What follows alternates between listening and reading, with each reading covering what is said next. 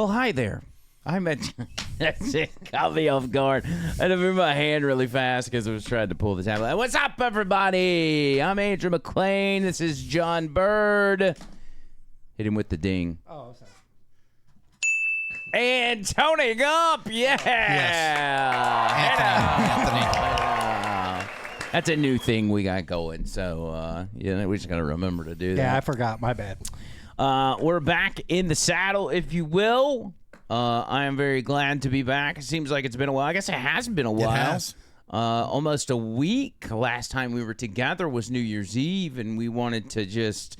I don't remember what happened. Oh, we had to set the studio up. We did some spring cleaning, if you will, and so the studio got dismantled. Look behind me. Look at all the. Yeah, look at the new decorations. Everything switched around. Even got an extra Bubba Army sticker up there. Yep. I just noticed that. Some spring cleaning. And, this place, when you got the boys that's hanging out here 3 times a week, it gets a little nasty. And so There was lots of Cheez-Its and stuff in the vacuum cleaner. Nuts of Cheez-Its. Or crumbs. crumbs. We got so many freaking chips and snacks in here. I mean, we got one giant box, then we've got 2 other unopened boxes. It's just, Big people. I think we had an episode where we were talking about how hungry John Bird was, and next thing you know, everybody was on Amazon sending boxes of chips here. That's glorious. And they're like, there was the Feed John Bird campaign. That's what it was. So, how's everybody doing? Tony Gump, how's life been in 2026? So far it was okay. Almost had to put a dog down today, but he's hanging in there. Other than that, everything's fine, I guess, Well, so what's up with the dog? What's the latest? I mean, he's 19 and a half. He's a mutt. Cricket. He's, I thought today was the day, and it turns out he had a tooth abscess or something, and they had to give him antibiotics and some painkillers, but I thought that was it today. He's getting close. So what was he? I mean, what happened where you were like, we got to put him down? Well, he was wandering around aimlessly, falling over. He was trying to throw up and bark at the same time, and then he would even go into like my closet and just start barking at the wall, and then he'd be falling over. I mean, he was having problems. Oh my gosh. Yeah. So That sounds like John Bird would do. Yes. We would never put him down for that. But yeah, so abscess tooth. yeah, but, so pain now makes he's at home, dogs pain medicine and stuff like that. So he's not in any pain right now. But the next sign of it, because you can't operate on him, if they put him under, he's gone. So. Yeah. Well, I mean, How old is he? 19 and a half years, our years, not dog years. Yeah. He can almost drink alcohol. Almost. Just hold tight another couple of years. He used to. I mean, you go back 5 or 6 years, he was able to buy cigarettes, but they changed that law. Yep. Good You can't buy Lord. cigarettes. Is that national? You can't buy cigarettes until you're 21. I remember when it used to be a big deal that you could go to another state and buy cigarettes at 18. So I started smoking cigarettes at 16 years old or so. I thought it was cool when I started driving. This is circa 2001. Actually, 9/11 probably made me start smoking. I was a little stressed out about it, and so I'm like, let's burn some Marlboros. Both my parents smoked, and we would. I went to school kind of out in the country, and so there would be like a store here and there, depending on who was working, where you could go as a 16-year-old and buy cigarettes or dip or whatever. But I remember turning 18. You had to be 19 to buy them in Alabama, and moving to Missouri, which I only lasted like 2 months up there with my mom, and turning 18, and it was like, dude, I can buy cigarettes legally. It's wild. Same thing was when I turned 21. I mean, it was a whole new world, man. Yeah. 21 was a great time for my son because he let me take him out to eat on his birthday, and then we went to a couple of fancy whiskey bars. I was thinking Really? Wesley's. Yeah, no. go to the booby trap? But I mean, we just sat there, and sipped whiskey, and it was nice. Interesting. Yeah. Well, when was this? Gosh, it's been 4 years ago. He's 25. He's 25? He's 25. Wow. Which is, I mean, actually, you would think, based on your age, you think your son would be older than that. Right. Like, my sister is your son's age. Mm-hmm. Which that makes more sense than you being 62 and him being 25. Actually, Trish I was 38 when he was born. Because Trisha's got a kid that's older than your kid. She's like 28, the oldest one. You were how old when he was born? 38. Wow. Hey, bro, slinging the D at 38. Yeah, That's pumping him late. Yeah. Yeah. Well, but I mean, that was the first. You know, Emma was 40. Oh, that's right. The other one's younger. Yeah. Boy, slinging the D at 40 years old and making babies. Come on, go. Badass. And how long? Not to reopen old wounds, obviously, but how long after that before you got divorced? Like after, so 40 is when Emma was born, and then how long did y'all stay together after that? Another 14 years. Really? No, for real? So you were 54 before you got divorced? Yeah, 53. Dang! I thought you got divorced a long time ago. That's not even 10 years. 10 years. It actually is 10 years this year. Will be 10 years. Wow! Do you know the day? Yeah. Unfortunately, He probably knows a time. We need to get that out of you. We need to get you to forget about that. Yeah. It It was 4:12 p.m. Yeah. Yeah. She took me out to eat. On 9/11. 9/11. No, in July, and she said, this isn't gonna work. She had everything. Took you out to eat to tell you that? Yeah, because she don't want to do it around the kids. Did she pay or did you pay? Yeah, who paid? I don't even remember. I don't remember much after that. Dude, I swear to God, she better have paid. I'm gonna be pissed. Probably went to the bathroom when the bill came. No, but so then she was like, well, obviously you can stay at the house because it's going to take probably my lawyer told me a month for it to come through. In less than a week, the judge had approved it. Well, yeah, it sounds like everything was. I mean, you weren't fighting it. It was fast tracked. No, and she was like, so in a lot of cases, like there's not a whole lot of civility. Like in mine, there was this image or mirage, should I say, of civility at the beginning, and then after that, it's like cut you off at the knees and try to. A lot of women will try to get you to let your guard down on the front end so they can then swoop in and take advantage of you while you're over here telling your boys, like, man, we're mutually splitting up. This is going to be easy. We don't even have to get attorneys. Yeah. The next thing you know, you're getting a letter in the mail and your house is empty and you're like... Or you could be like my brother and show up to your own house and have the cops waiting for you for no reason. Oh, yeah. You can't trust them. It was very smooth. I hate to say you're lucky to get divorced, but that was lucky in the divorce world. Yes. I would have preferred not to have, but in the current situation, there was no. Well, if you're still married, there's no way that your ex-wife would let you do half the shit that you've done for us. So, I mean, it's a blessing in disguise. Well, I mean, I don't know. I don't know who she is. She doesn't know who I am. Oh, if she knew you now, she'd be sorry. No, she would probably be. She'd be better off than she was when she divorced me. Oh, you think so? Yeah, she would have a much better attitude. Well, it's I guess it's all in perspective. Let me put it like this: I would have divorced me. Okay. Okay.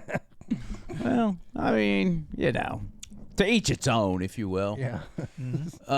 In my situation, not that this is a divorce episode or anything, but it was like 2 weeks before Christmas, and I don't even remember how it went down, if there was a, hey, we're splitting up or what. I just remember showing up from work late. It's like 10 o'clock, and the house is just wiped out. Everything's gone except for a pile of my clothes in the corner of the living room and a couch. Ooh, the pre-plan. And that was it.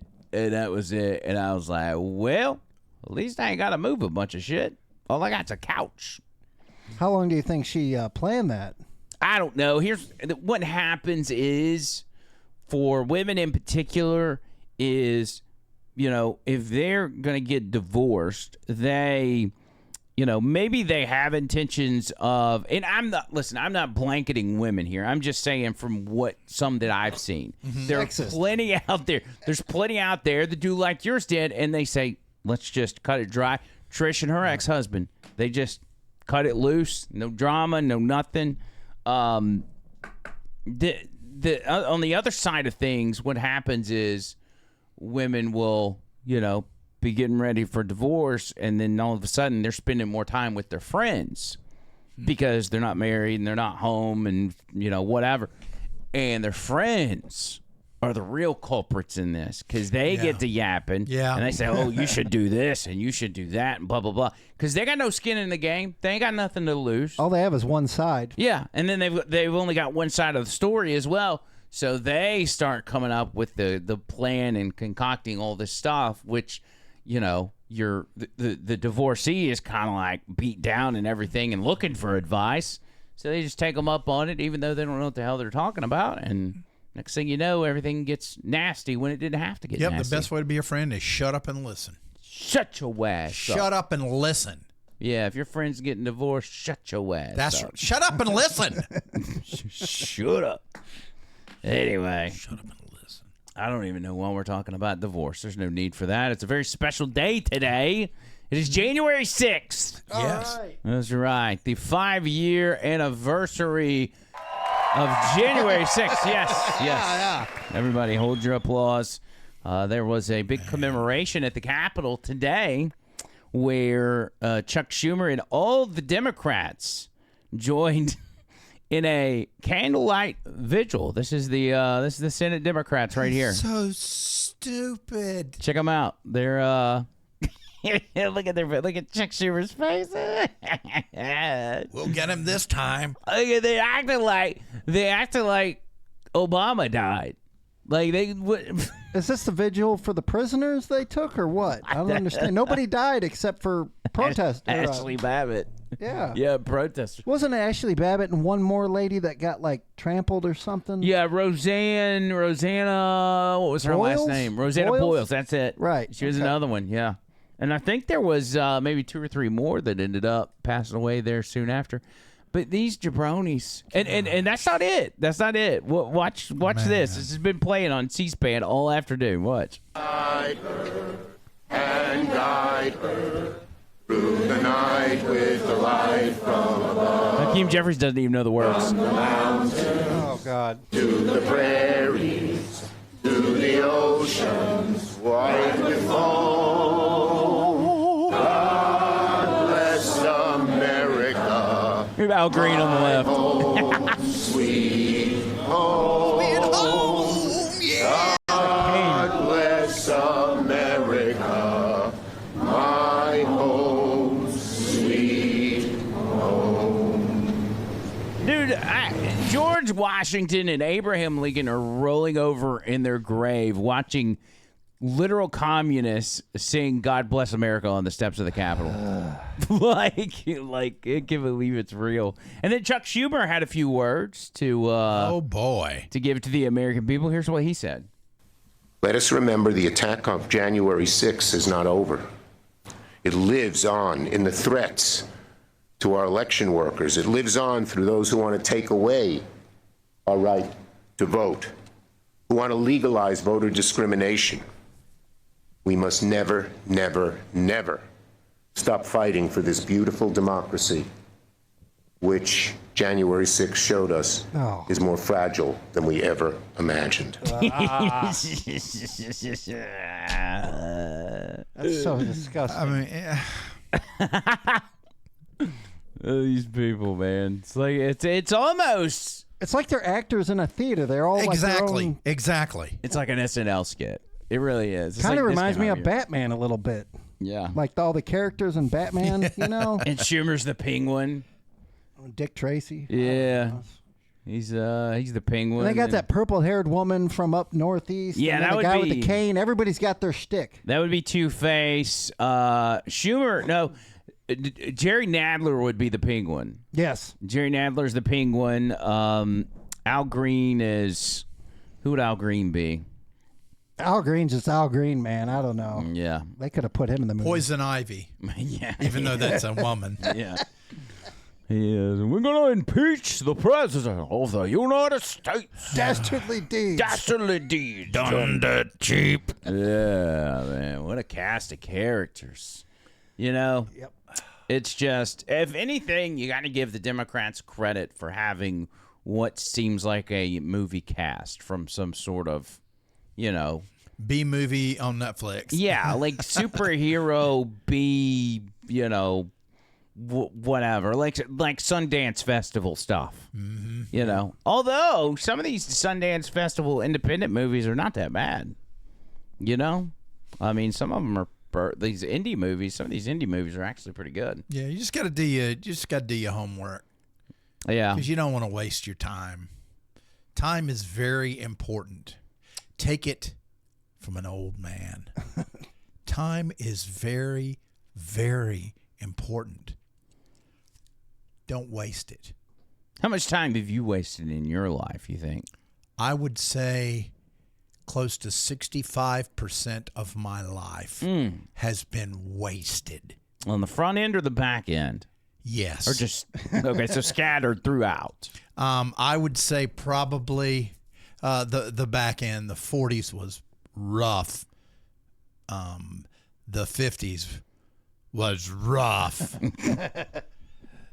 The 60s so far, I think very rough. The 60s, I mean, the 60s have had their up and downs, right?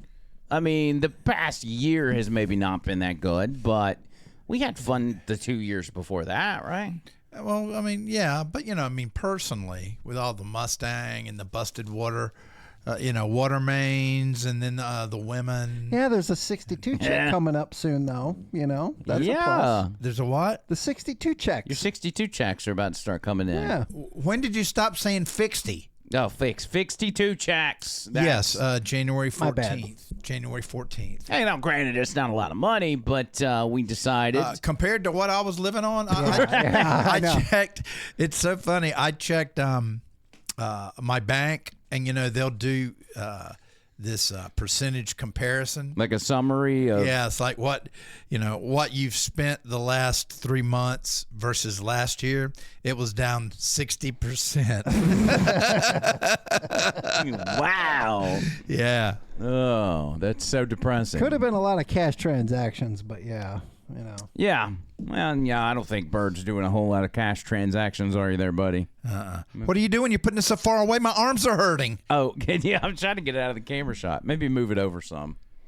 You know, let's see if that. Well, did that it. hurts. It looks good. Yeah, maybe it's just bugging me. You know, just do this. How about that? Is that better? That's good because that then you're looking at the look at that. It looks so that's good. That he just made genius.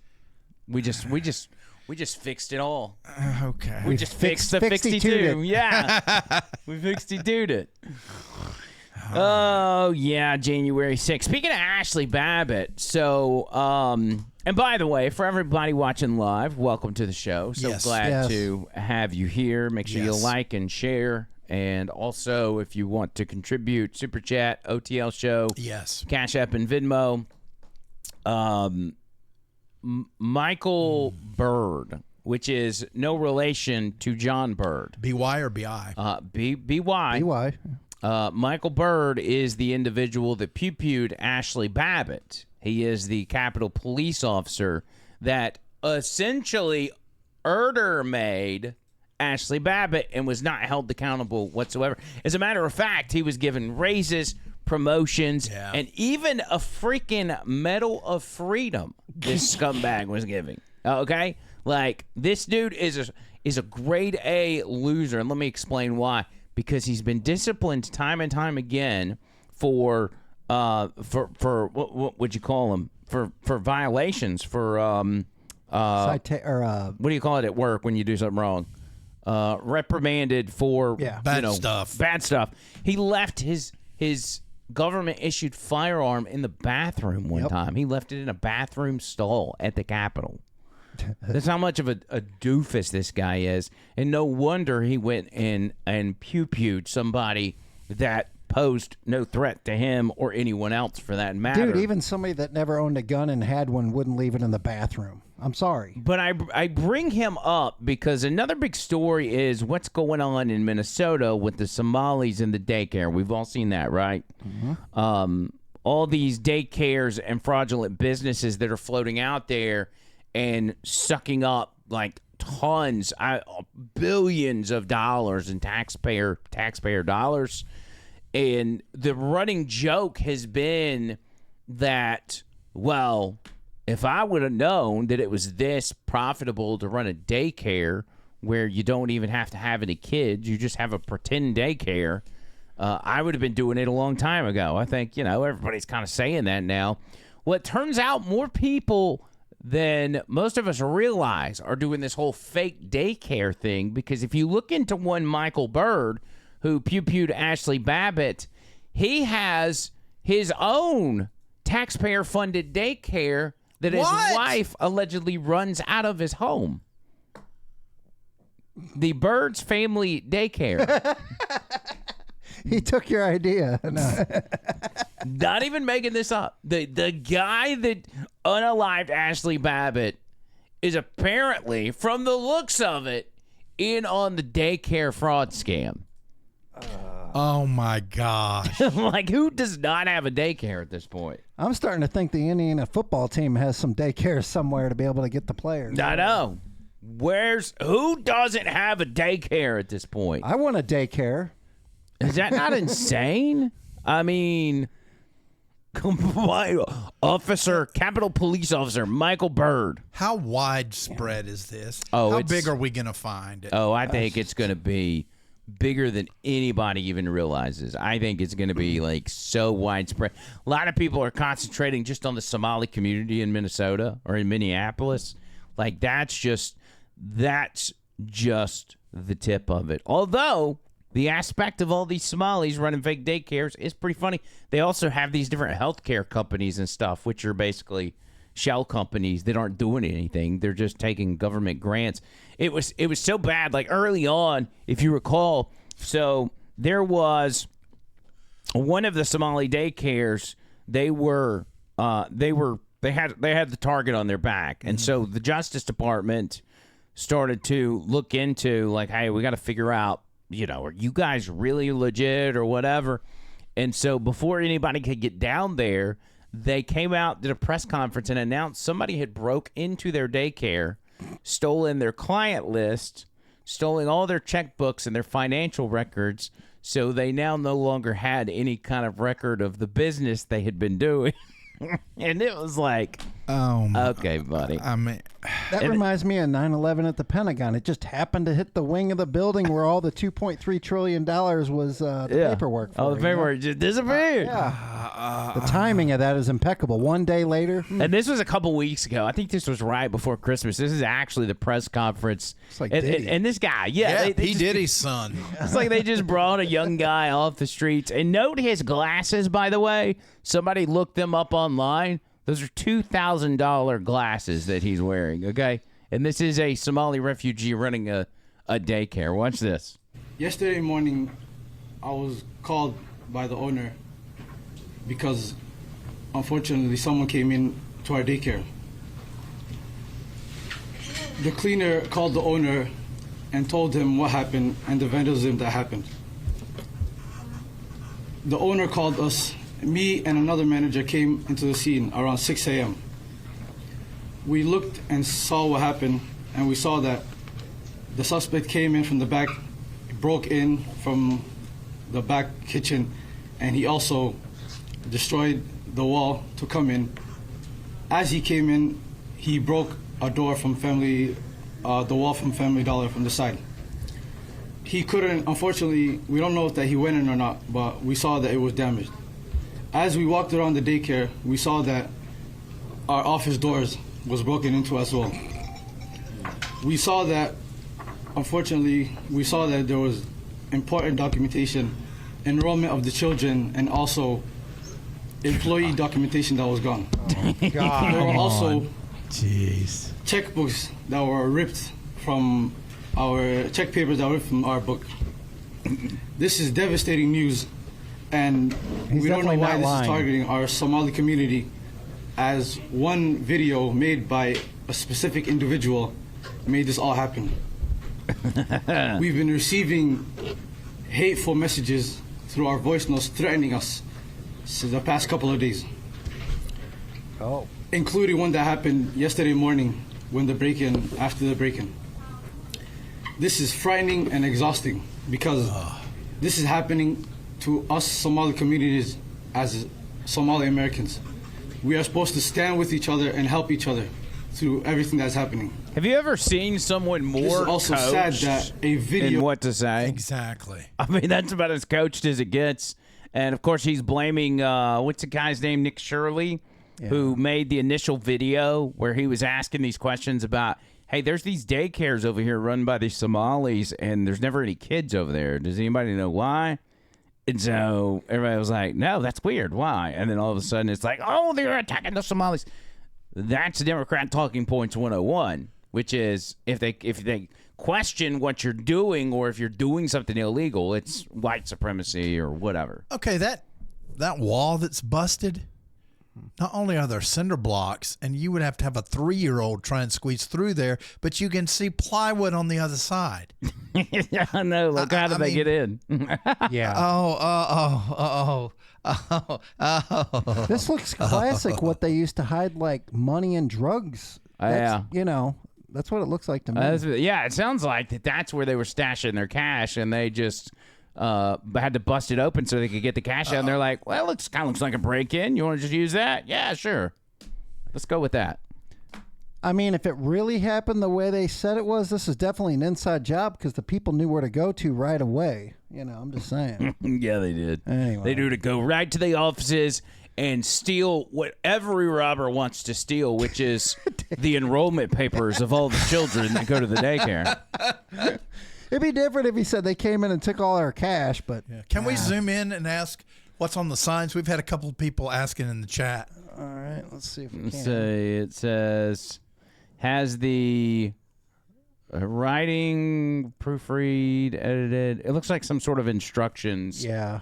And that guy was holding a sign behind P. Diddy. Right, you just couldn't make it out. Yeah.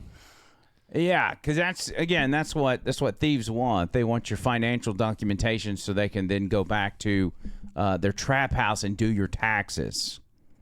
That's what happened here. And then it shows somebody commented with a picture of the guy at the press conference with a ski mask on. They're like, found him. Yeah. And this is all culminated to really put the heat on Tampon Tim Walz, who yesterday announced that he is no longer running for governor. He was running, and you know who he's running against on the Republican side?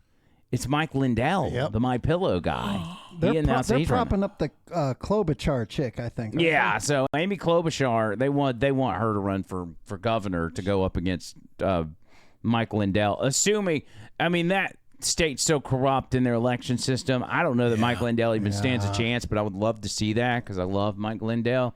But even when Tim Walz holds a press conference, he holds one yesterday to explain that he's not running for re-election. His people tell the reporters that he's going to answer questions, but he does this yada yada yada. I'm not running, and then he just leaves. And the reporters are like pissed, so he has to hold another press conference today, which he claims is unrelated, but he does take questions to his credit. And when he's asked about the massive Somali fraud and what that has to do with him no longer running for governor, he brings up January 6th. Did you make a decision to end your campaign by yourself, or did you receive pressure from Democratic allies? This is a decision that I make and make with my family. And certainly, I think, as I said, it's the right decision. I'll note, I think it's appropriate we're here today. The war that's being waged against Minnesota, you're seeing it. We have a ridiculous surge of apparently 2,000 people not coordinating with us that are for a show of the cameras. I'm going to note to all of you, today is January 6th. There's no debate what happened. The President of the United States led an insurrection against a fair election to try and overturn that. Right. And, report both sides of this. Well, he said he really didn't, and courts convicted 400 of them, and he pardoned them. No, he did that. He did that, and that's today. And it's clear that we also saw today he implemented. 5 states are being punished with a freezing of federal funds illegally that were appropriated by Congress, our tax dollars. Boo-hoo. Jeez. He just looks like he's clueless. Look at the way he's looking around. I'm getting Jim Gaffigan vibes just a little bit. Just a little. He's like, yeah, so... but not funny. Is the fraud causing me to step away from the campaign? Well, there is January 6th, which is today. It's crazy, That's man. his fallback. January 6th. January 6th. You know what my initial reaction was to January 6th? Maybe this is wrong. Maybe I shouldn't have done it because, listen, we'd all been better off if J6 would have never happened. Right. Because it was a fedsurrection. It was set up. But I remember I was in between radio stations. I was doing Uber at the time, and I remember watching it and going, hell yeah. Get after it, boy. Y'all get it. Now, I kind of thought the same thing at first, but a couple days later, a guy came into the vape shop that had been there, and the wife and I asked him about it, like what would happen, and he told us flat out to our face, he said there were a bunch of FBI there, he was certain, and he said the whole thing looked staged, and that was like day number 3 right after that. So. Yeah, my initial thought was it was staged by Antifa, and foolishly I think back, and I'm like, Antifa wouldn't have been able to pull off something that sophisticated. No. So it was obviously... there was something behind Antifa. Yeah, it was driving. The FBI driving Antifa and others, undercover agents. I mean, you even go back. Like, this was so coordinated that when, the crowds at the Ellipse, and it's almost 1 million people or whatever it was, like a ton of people. And then some in the crowd say, let's go to the Capitol. Now, if there was no coordination or there was no shenanigans going on, this crowd would have likely gotten to the Capitol and never breached the barricades. But what happened is that people dressed in all black showed up before the crowds, or when the first sprinkling of the crowds got there, and started tearing down the no trespassing signs and moving the barricades. Yep. So what few barricades were left, those parts of the crowd were like, well, you can't hold us back. You can't keep us here. Look at all these other people that are up there that never were met with a barricade. And so then the hostility starts. Ray Epps is over there, whispering in people's ear, like, knock down the police and blah, blah, blah, blah, blah. And it's just a whole thing. And if you look far enough, you can even find people changing into MAGA gear. Oh, like outside the city and getting ready to go in, Oh, you can have undercover agents talking to police officers, telling them what they're doing pretend arrests, like arresting guys inside the Capitol and then bringing them out to the side and unhandcuffing them and fist bumping and them leaving the Capitol. Oh, dude, it was so sophisticated. And then they had all the feds wearing a certain bracelet, so all the police officers knew who was a fed and who wasn't. Yeah, it was very coordinated. But back to the fraud in Minnesota. You know who wouldn't put up with that fraud? If you Jesse took, the Body Ventura. Well, maybe. Yeah, he's a little flaky. He's a little weird. He's onto some stuff. And if maybe you're talking about Jesse the Body from WWF, yeah, probably. You're probably right. But I also think of New Yorkers. I've been seeing this one guy who is I don't know if he's like, what ethnicity do you think this guy is? Let's see. He's kind of Middle Eastern, maybe. Yeah, he's some kind of Middle Eastern. I don't know, but he looks pissed. He's a New Yorker. There's no doubt about it. And some guy came in and stole like a $40,000 chain or something like that. And this guy is not having it. He is ready to hunt this individual down who has ripped him off. This is who needs to be governor of Minnesota, by the way.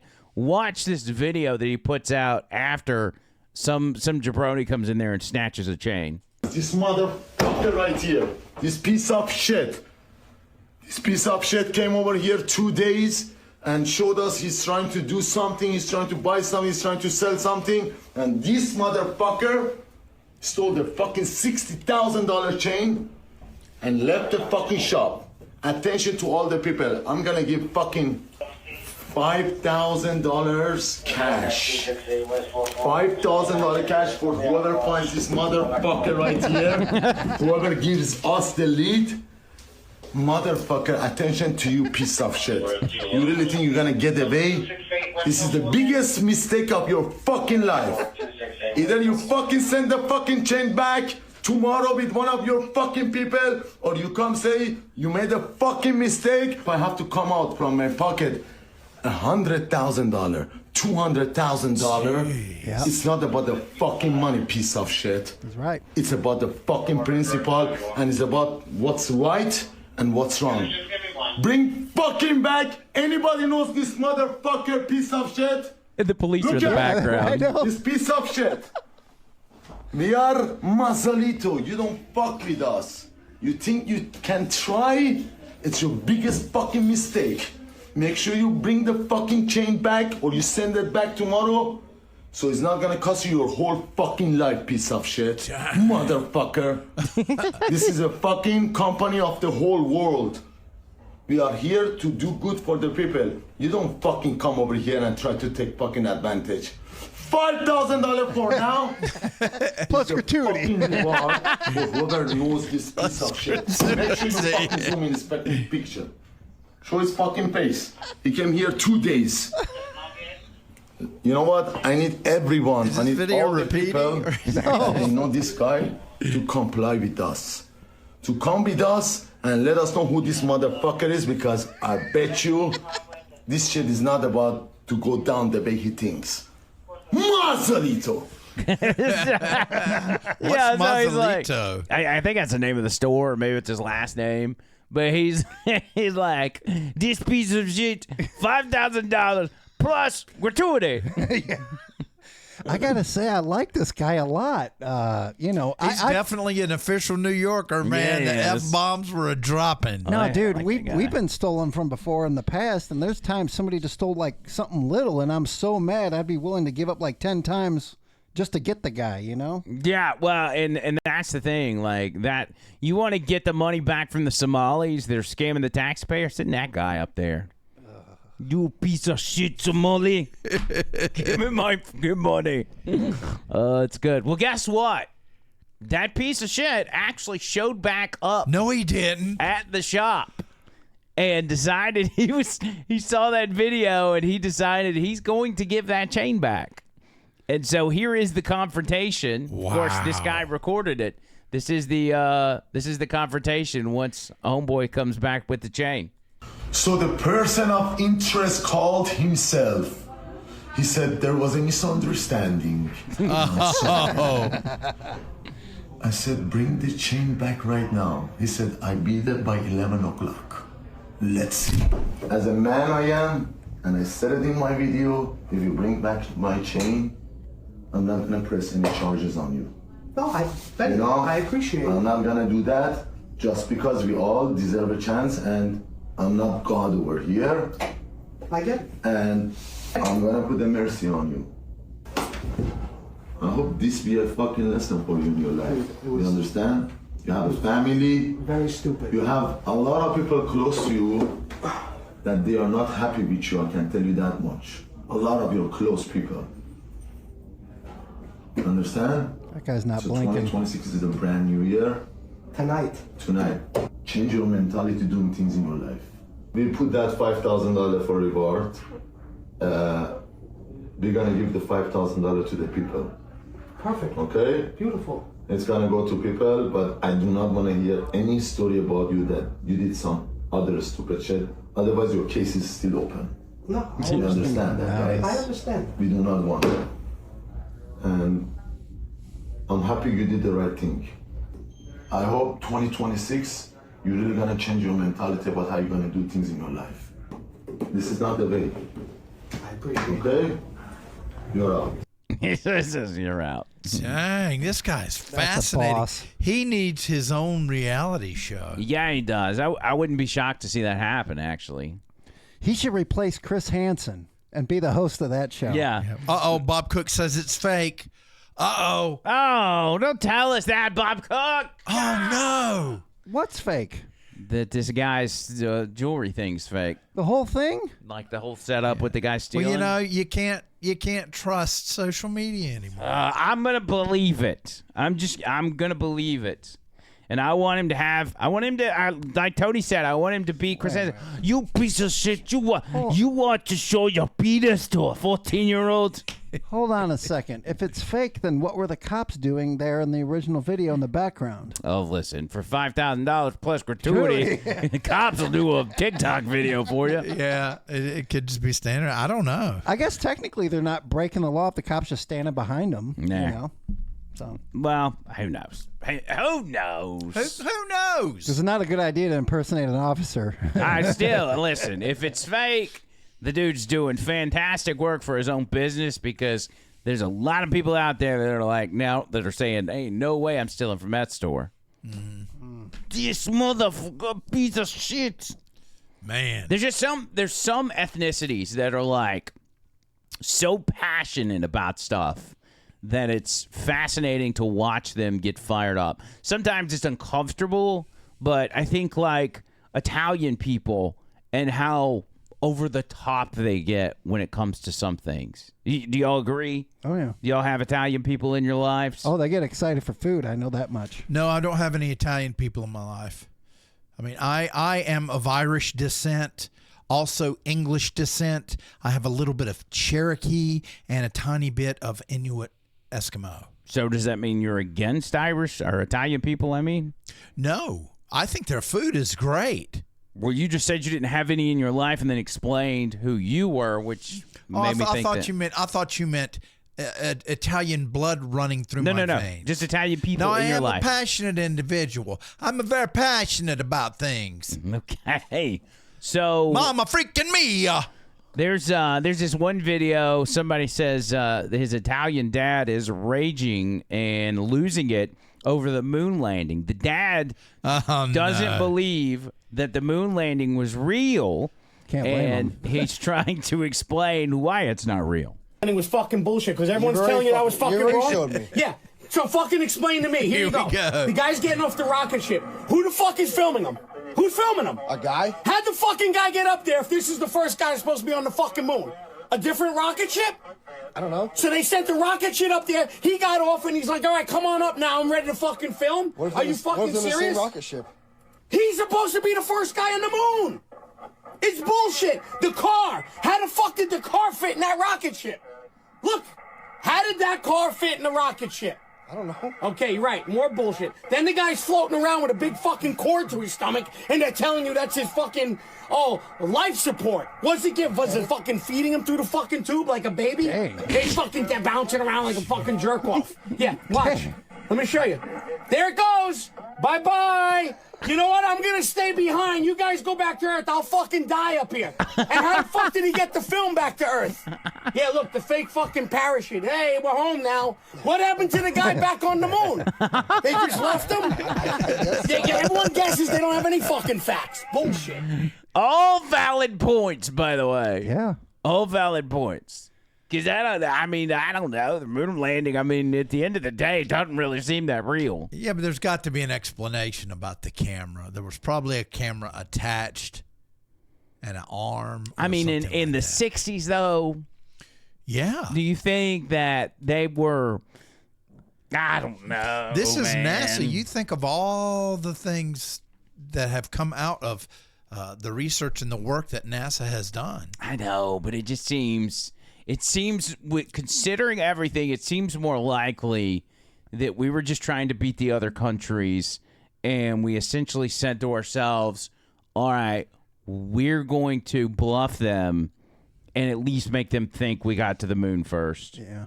And then that way they are defeated and, whatever. Okay. Because they're not going to be able to prove it. The little dog, Adrofov, or whatever his name is, the Russian dog, did he really go up there? No, I think that was fake too. Well, he didn't go up to like the moon. He just went into outer space and died, I think. Right. Yeah. Yeah, they just let him die. Yeah. Yeah, that was real. Yeah. Okay, so that was real. Yeah. Yeah. But going to the moon was not. Yeah, like why aren't we going to the moon now? Because it serves no purpose. But neither does eating freaking 64 hot dogs in 5 minutes, but we do it once a year at Coney Island. But it doesn't cost several $1 trillion to do it. That's a pretty big production. Now, keep in mind, they went to the moon and back with less memory or RAM than what's in this phone. This is true. This is true. But you also have to remember that stuff was different back then. Stanley Kubrick. There you go. Yeah. I'm telling you, that was different back then. And I sat down as a 6-year-old. I sat down in front of the TV with my little astronaut figure, Major Matt Mason, and I watched it.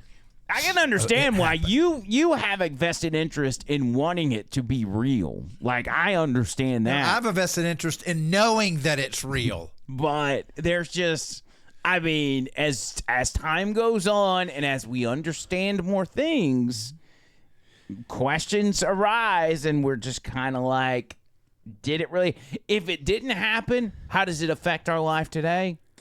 Nothing really. So nobody else went to the moon then. All the other missions that happened after that.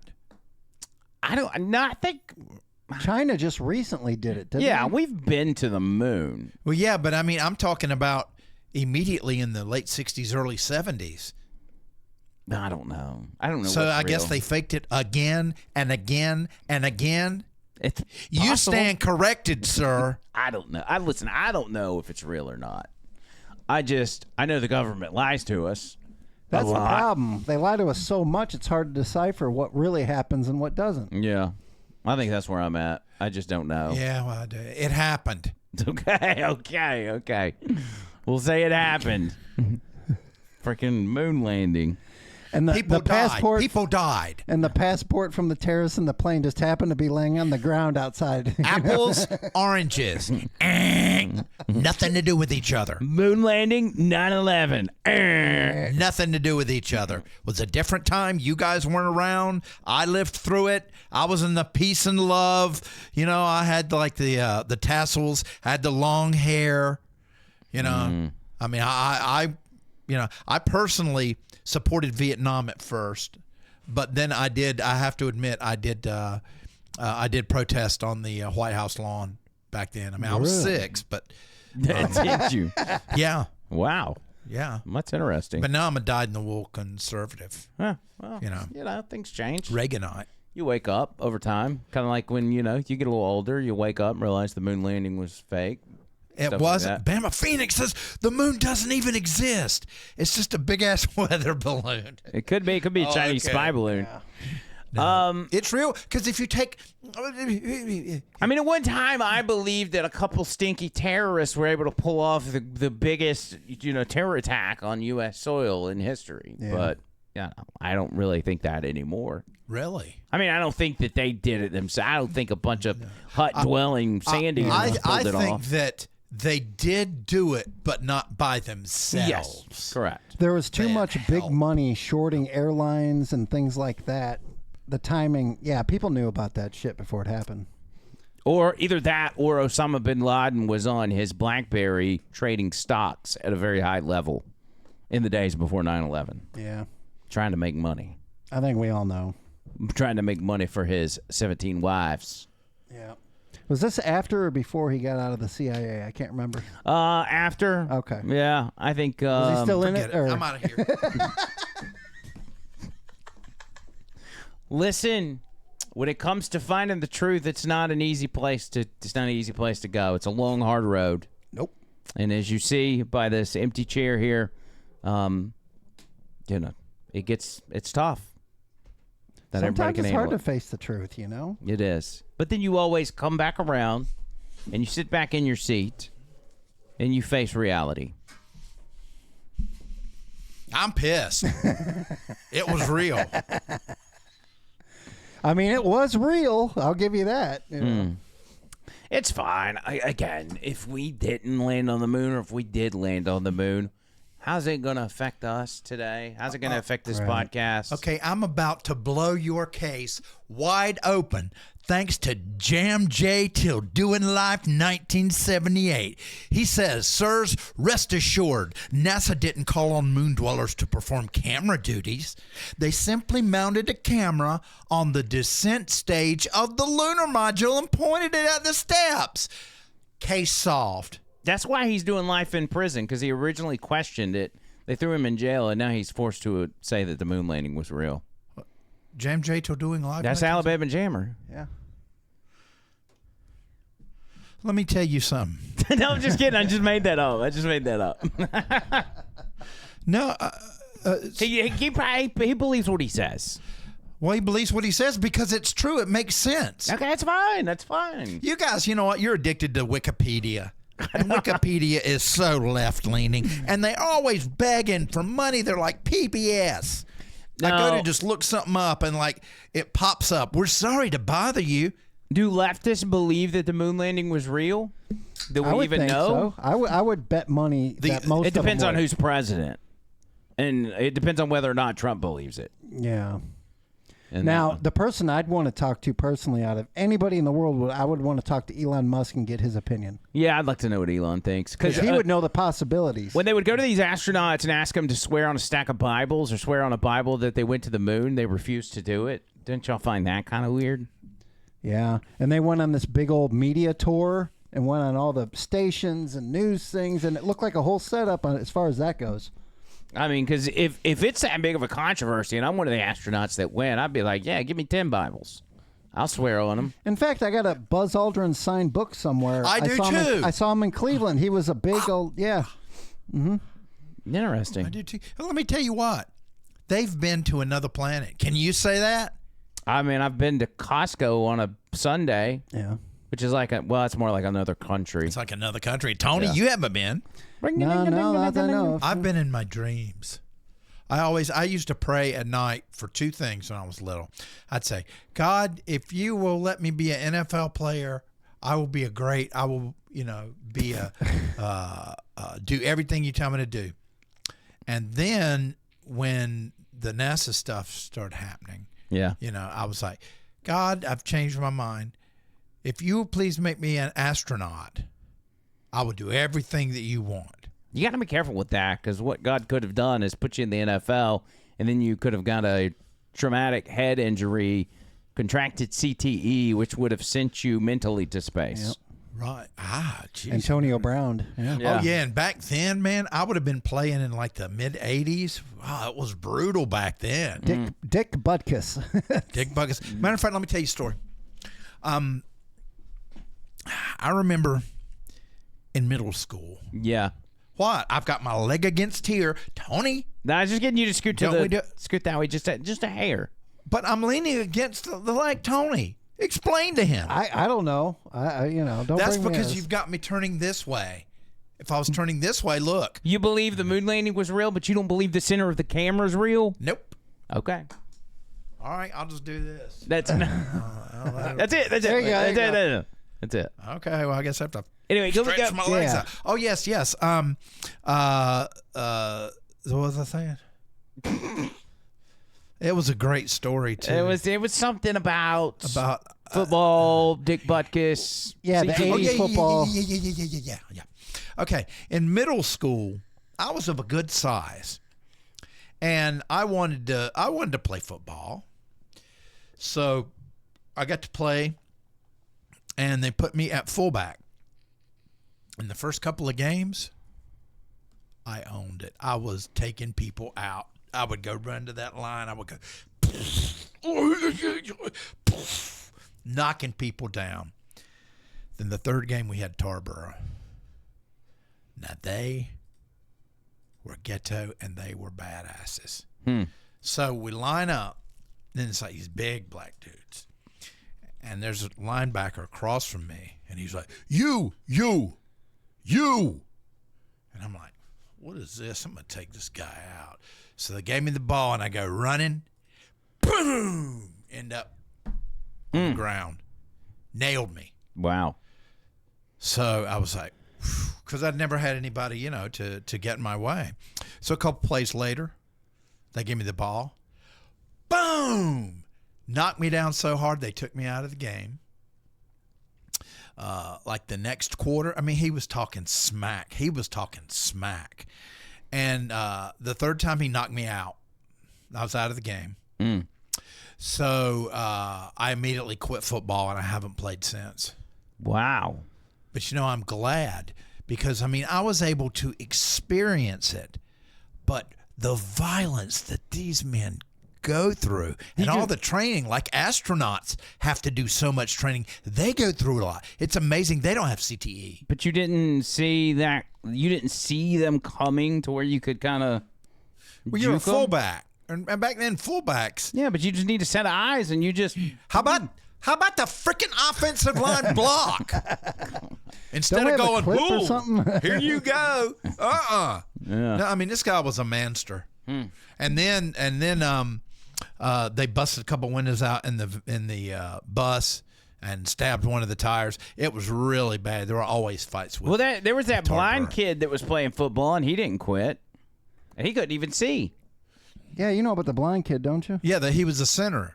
Correct? I don't know. A center, yes. He said something about the offensive line being really good. I don't know. Yeah, that got to be really good if you're blind. Here. Hey, yeah, here you go. Here's the blind kid playing football.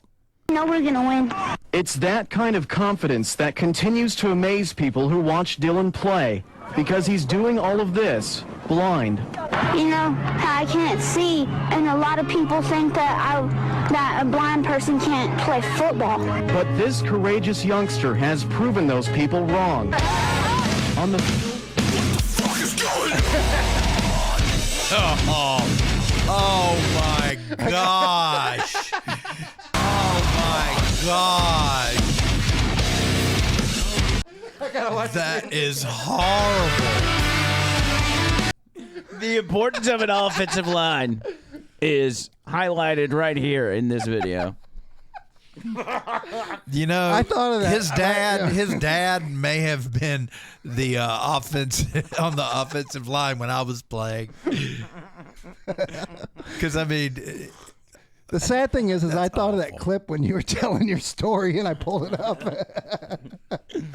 Oh, that's good. That's Sorry so about that. good. Man. Anyway. Phoenix said that's JB as a child. Yeah. Well, I didn't have my glasses on, yeah. That's good. That's good. Let's move on. Enough of this silliness. Let's talk about some serious things like Venezuela. What an impressive. First of all, this is the first time we're getting to talk about this. Opinions from you guys, Tony Gump, when you got the news that we had extracted Maduro, what were your initial thoughts? Initial thoughts, I was a little nervous about the operation, but once I knew they had the guy, I was ecstatic. I thought it was excellent, and I wish they'd do it to a couple others around the region. What about you, Jumper? When you got the news that Maduro was under arrest, what was your initial reaction?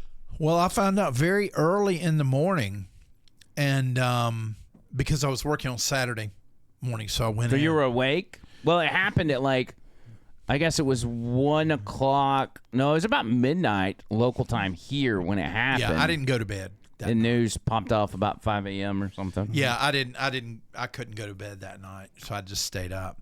But I was, you just got to go, yeah. That's the kind of president you want. Yeah.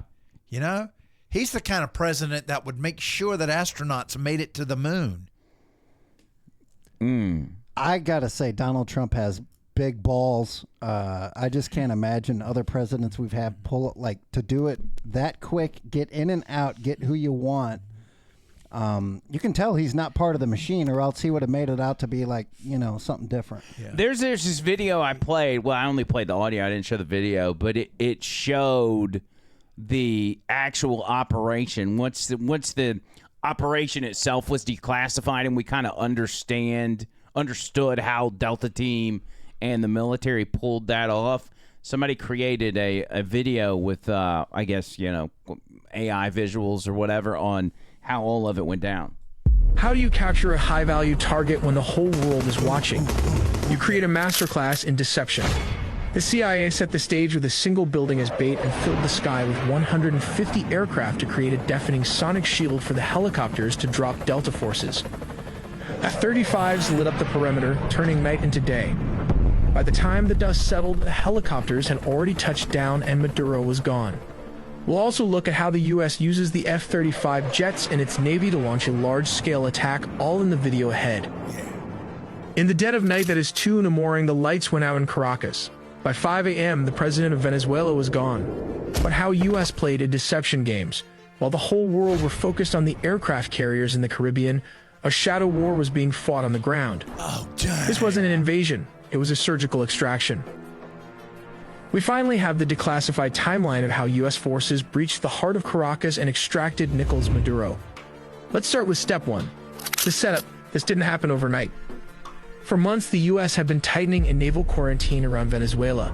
The U.S. Gerald R. Ford Carrier Strike Group and the U.S. Iwo Jima Amphibious Ready Group were parked off the coast. The pretext was clear.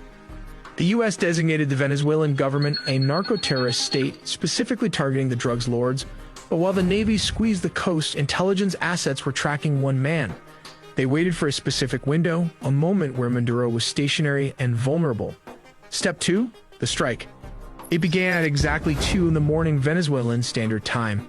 High above, several F-35 stealth fighters punch a hole through the enemy lines, destabilizing their anti-air defenses.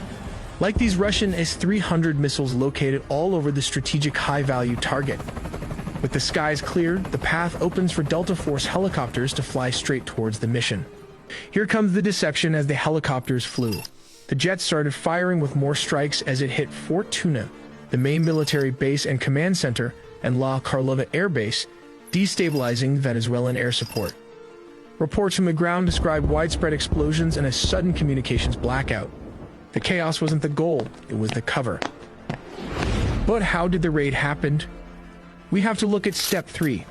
Under the cover of darkness and chaos, the Tier 1 operators went to work. That's a badass. But what is the exact unit tasked with the mission? It is the Delta Force, one of the most elite secretive special forces units in the U.S. military. Witnesses in Caracas reported low-flying aircraft skimming the rooftops, flying well below radar coverage. The team breached a secure compound believed to be a safe house within the massive Fort Tuna complex. Resistance from the Venezuelan Presidential Guard was swift but ultimately futile, as the helicopters lay cover fire. The operators moved with surgical speed, landing on multiple points. But how exactly the capture and extraction happened? For this, let's look at step 4. Specialized helicopters hovered over the objective to insert the assault team. While dozens of attack helicopters laid down suppression fire, the Delta Special Forces descended and started the search for the high-value targets. How did they find him? Simple. The CIA had planted spy inside Nicolás Maduro close circle. While back in the U.S., Delta Force built an exact replica of his safe house, rehearsing the raid until they could do it blindfolded. While operators breached the room so fast, his security could not even react to the situation as the sound of flash grenades disoriented the security guard. Using blowtorch, they caught him before he could even lock all the doors. Maduro's shock and awe froze him as Delta Force reached the compound. Nicolás Maduro and his wife, Celia Flores, were physically secured. This wasn't a negotiation. They were detained and immediately moved to the extraction point. These aircraft are capable of performing urban extractions from buildings and refueling in midair. Within minutes, they were airborne, leaving Venezuelan airspace and heading to a secure floating staging base in the Caribbean. This Operation Southern Spear has changed the geopolitical map of South America overnight. Okay, so that's operation itself. Wow. Isn't that wild? That's like so how they cool, man. And just how precise and strategic all of it is, in the sense of being able to pull all that off in 15 minutes and build a replica. Build the replica. They said they were doing it. They were doing it blindfolded because they were going in there in the dead of night. They had to know exactly where to go, exactly where he was going to be, and ended up just it's just so smooth. So smooth. And Trump just tweeted out, he said, "I am pleased to announce that the interim authorities in Venezuela will be turning over between 30 and 50 million barrels of high-quality sanctioned oil to the United States of America. This oil will be sold at its marketplace, at its market price, and that money will be controlled by me as President of the United States of America to ensure it is used to benefit the people of Venezuela and the United States. I have asked Energy Secretary Chris Wright to execute this plan immediately. It will be taken by storage ships and brought directly to unloading docks in the United States. Thank you for your attention to this matter." So he's already bringing. By the way, they stole the oil from us. They hijacked the companies.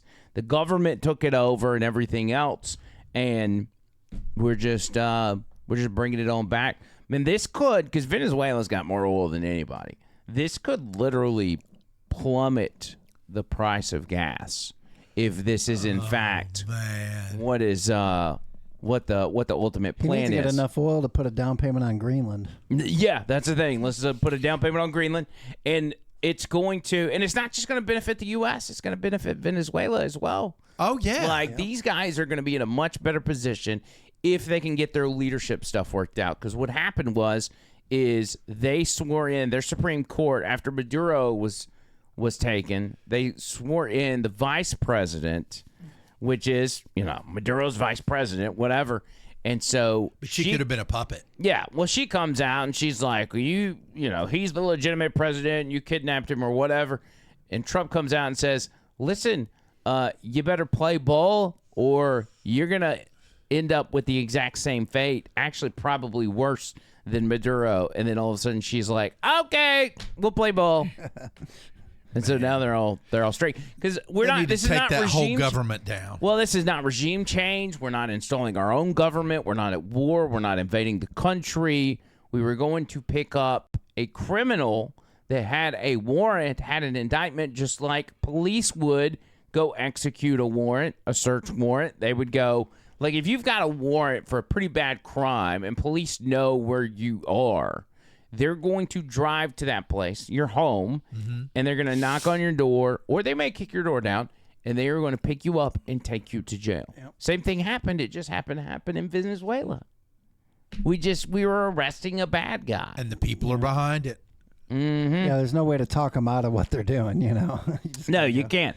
But watching the Democrats respond to this was absolutely precious. Chuck Schumer immediately called C-SPAN once the news came out and started bitching and moaning about Trump essentially taking us to war.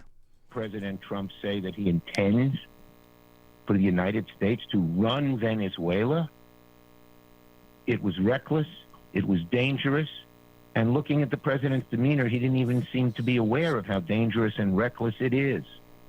Let me be clear. Their audio sucks. Maduro is an illegitimate dictator. He's on that but home phone in the kitchen with the cord on it. Without congressional authorization, without a he's on a landline. Plan for what comes next is reckless.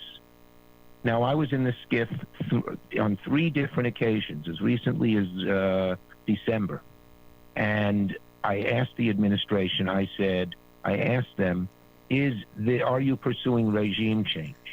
Are you intent on taking military action in Venezuela, Venezuelan territory? And they assured me that they were not pursuing those things. Clearly, they're not being straight with the American people. So I've been talking to so many members of my caucus today. Everybody is very, very just totally troubled, worried about how dangerous this is. Very, very worried. We're very, very worried. All right, that's enough of Chuck. He's talking about Trump being reckless. Give me a break. If this was planned before, Trump's always been and always will be 3 steps ahead of the Democrats. And if you are going to conduct this military operation, the last person you are going to tell is Chuck Schumer. Or anybody in Congress for that matter. Exactly. Because they would have, because that's their argument. They're like, well, we should have voted on this before you conducted this raid. And it's like, U.S. has a history of presidents acting on these things. Let's televise the vote on whether or not we're allowed to go pick up Maduro. It's genius. But this is the kicker, is that Democrats and Chuck Schumer in particular just a few years ago were mad at Donald Trump because he hadn't taken out Maduro. This is Chuck Schumer in 2020.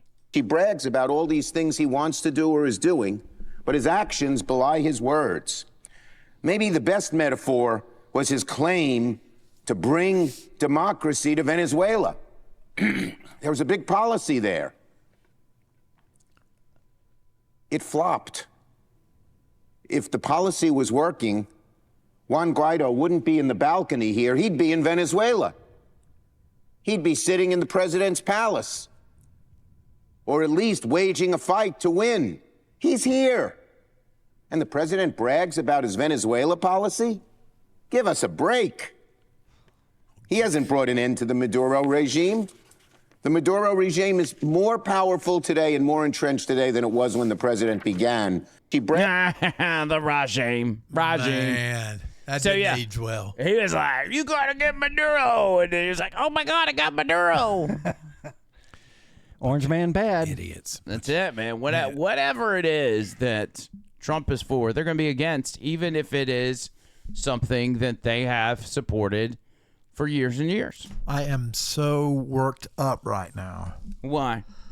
Just all of this is stupidity. Then you guys don't believe about the moon. Listen, just all this. You know what, Tony? I need to relax. Do you have a video that is relaxing? I think so. With some pleasant music that can help me relax. 1 second. I feel like I'm being set up here. What kind of video do you want to relax to? I don't know. Let's see. Let's see what we got. Oh, okay. Here we go. All right.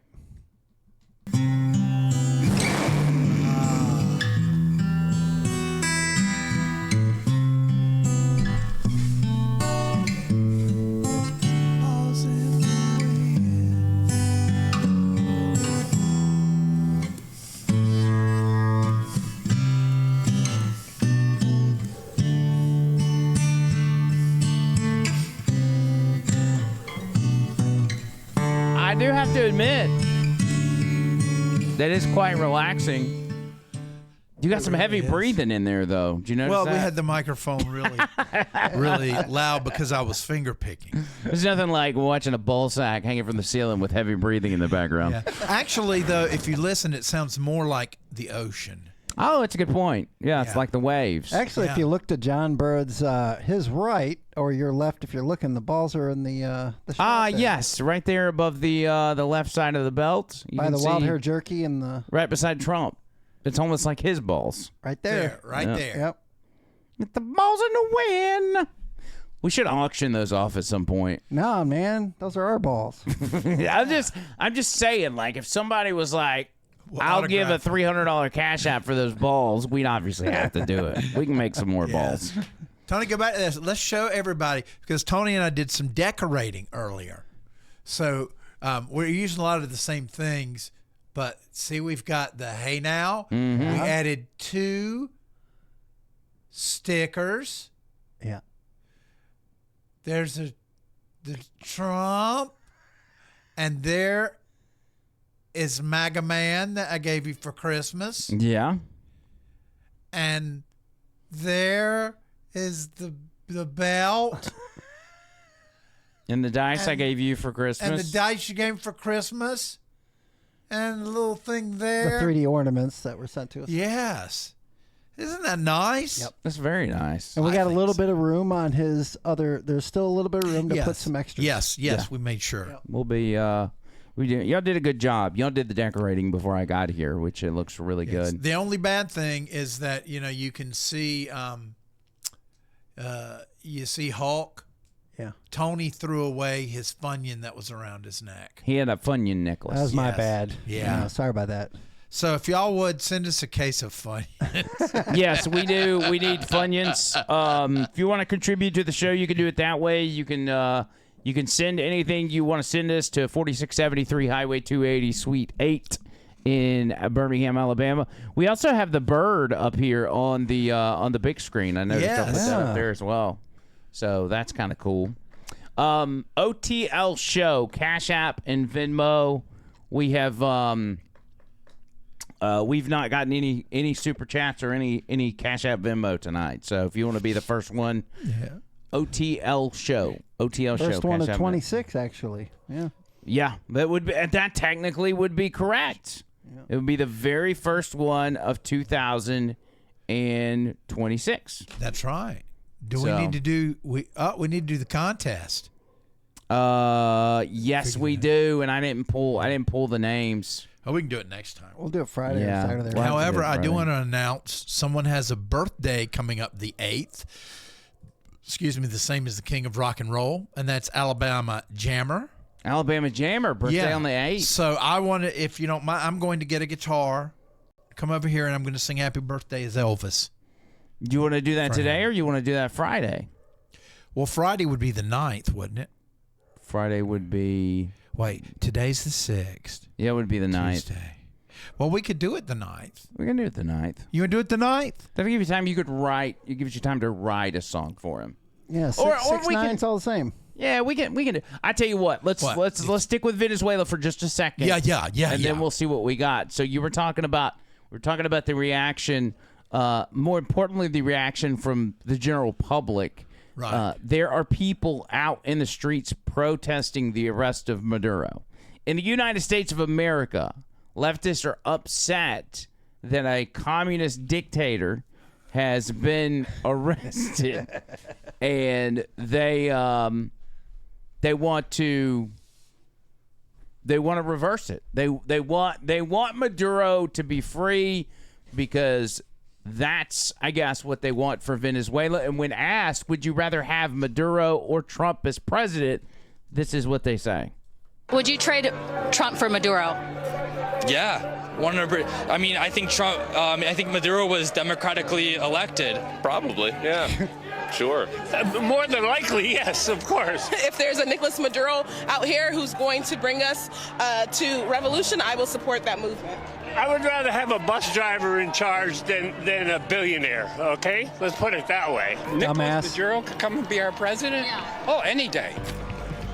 Any day. Look, all the check marks are there. He's not white. Okay, oh, minority. God. Okay. He looks a little too much like Saddam Hussein, though.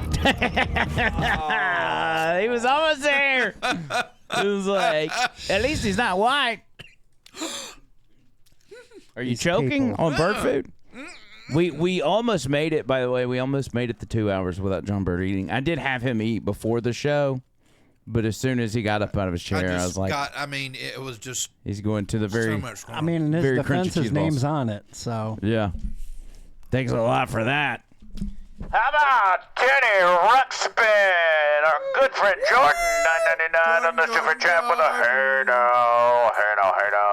And also Rudy on the Cash App, $10 with a hey now. JJ. Yeah. 2026 with the J. Thank you, guys. Thank you so much. We were getting worried that everybody hated us and that nobody was ever going to send money ever again. But that's apparently not true. Now, that's what people and leftists in America say about the Maduro deal. A much different tone is coming out of Venezuela from Venezuelan citizens or people that used to live in Venezuela, such as this Venezuelan native who is asked, what do you think about what the Democrats are saying? They're claiming that Trump is doing this just because he wants all of Venezuelans' oil and to enrich himself and his friends. So you probably saw some Democrats, including the new mayor of New York, Zoran Mamdani, literally declare that what Trump did on Saturday morning was illegal. What do you think of that? Again, if people don't live through it, they won't know how desperate us Venezuelans are for a change. I know they're talking about Trump only wanting the oil, but everybody's there for the oil. Russia, Iran, everybody is there for the oil already. China. So if Trump needs the oil to give us freedom, then that's a price we're willing to pay just so that we have our freedom and make a change. In 26 years, nobody has done anything for our country except for Trump. So if that's a price that he's the only one that has made an action on it, and he's the only one that has delivered his promise. So if that's the price we need to pay for it, then that's okay. Venezuela has a lot of other resources. It's not just oil. We have minerals. We have so many other things that once our country is better, then we, as Maria Corina always say, we will be an amazing country. We just need that change So she and says, somebody to help us for it. Essentially, like, so what? Everybody wants our oil. China's down here getting our oil. Russia's getting our oil. We don't care. If he wants the oil, take the oil. We're living in poverty. We're eating cats and dogs. Like, we don't have food. We don't have medicine. Ridiculous. That's what it depends. What the people of Venezuela are like. Thank you, Trump. And then the idiots here in this country are like dancing in the streets too. There's videos of people dancing in the streets. Here's another young lady talking about what it's like to live inside Venezuela and why this move was so important. We don't care about the oil. That if Trump is gonna get it, we don't care about that. We don't care because Russia and Cuba has been taking it anyway. All we care is that we have hope again. More people are not gonna die. The students has hope again, and that's what we care. My grandmother, she passed away last year because she didn't have enough medicine to survive. We didn't have food enough. If you think and you're supporting that they didn't came the right way and it was illegal, you can go to Venezuela and then you can spend like 10 days there and see how it feels you have to eat food from the trash. You have no gas. Time out. You have to wait It's so disrespectful. These people are starving and you're just crunching right in their face. I'm sorry. I feel bad for them. Well, okay. No, I take that back. I don't think she's They're at a starving. nice restaurant. Yeah. I'm eating bird food. And thankfully, there's probably not any people in Venezuela. I don't know. I mean, Elon sent Starlink down to Venezuela, didn't he? Probably. I think he did. I ate a burger out of the trash. I believe when that. I was younger. Yeah. It was in the box. Yeah. Have you done that? Have you done that in any recent memory? Have you ever done that? Maybe something that just got thrown in. You're like, oh, that wasn't supposed to be thrown away. Let me get it out real quick. Because I can see you doing that. Food is very important to you. No, I haven't done that recently. Is there a different second rule for the trash versus the floor? 5-second rule for the floor. Well, now, I mean, I'm not 10-second for the trash. I'm not a pig. I mean, the food has to be covered up if it's in the trash. Yeah. You know, so I mean, I don't just eat it, straight. And then as far as the floor, I mean, it depends on how nice the food is. You know, if it's really nice food, I don't care if there are bugs and dirt all over it. Just rinse it off and eat it. I mean, technically, there's bugs in just about anything anyway. Thank you. Yeah, if candy and stuff like that, they're allowed so many micro whatever of them. So. Oh, yeah, that's right. Anyway, my Mustang is good. I drove it today. Yeah, it's actually parked out in the parking lot. Mm-hmm. Do you think we'll ever do an episode where John Bird doesn't eat on mic? I don't know. That's a good one. We've done many before. Well, a long time ago, yeah. Before we started bringing food to the studio. The real question is, what would happen if he showed up and we had all the food hidden and he had no way to get any? We could do a John Bird scavenger hunt and leave clues for him to go find the food. We could send him all over town. We could go leave it in little places around town, like behind mailboxes or, And it ends up in the bathroom at the 119 whatever gas station. the Salina 52 truck stop. Yeah. I was thinking about the one with the bathroom with the phone number. Oh, yeah. Oh, that was over in Pelham. Pelham. Yeah. Yeah, that was on 119. For good time call. Yeah. Oh, it said if you have a Big D to call. Big D truckers or something? Yep. I wouldn't eat food from the bathroom. You wouldn't? Even if it's still in the box? No. What if it's in the trash can? No. Of the bathroom? No. That's the worst. But it's on top. It's not like under toilet paper or anything. You do understand when you do your business and you reach for that door to open it, there's fecal matter all over it, including yours, because you haven't washed your hands yet. What door? You talking about the latch of the stall? Mm-hmm. I could see that. I think every stall should have a sink that, with AI technology, forces you to wash your hands before you ever touch the doorknob. And if you do touch the doorknob before washing your hands, it shocks you. Well, if you go to a public bathroom, Buc-ee's, in my opinion, has like the best bathrooms. Oh, absolutely. No, I'd probably eat off the floor there. It's like a 5-star bathroom. You get your own stall and everything. I mean, as soon as you take a dump, there's a guy in there like... And they got like local artists with paintings that you can buy. Oh, my gosh. What? Yeah. Anyway, so great job, Trump administration. Great job, military. Pete Hegseth, everybody. Fantastic. And since then, Donald Trump has been in rare form. He held the press conference today with GOP members, kind of giving them like was almost like a pep talk, as to say, hey, we've got midterms coming up. We need y'all to get ready. I am gifting you guys all of these promises that I'm keeping. Like, we're doing all these great things. All you have to do is take that to the American people and say, vote for us. We're going to keep up this winning. Mm-hmm. And here's just a quick summary of the speech he gave today. And you see, I want to be more, but I have somebody watching. I want to be more effusive. I want to really, but she gets it, and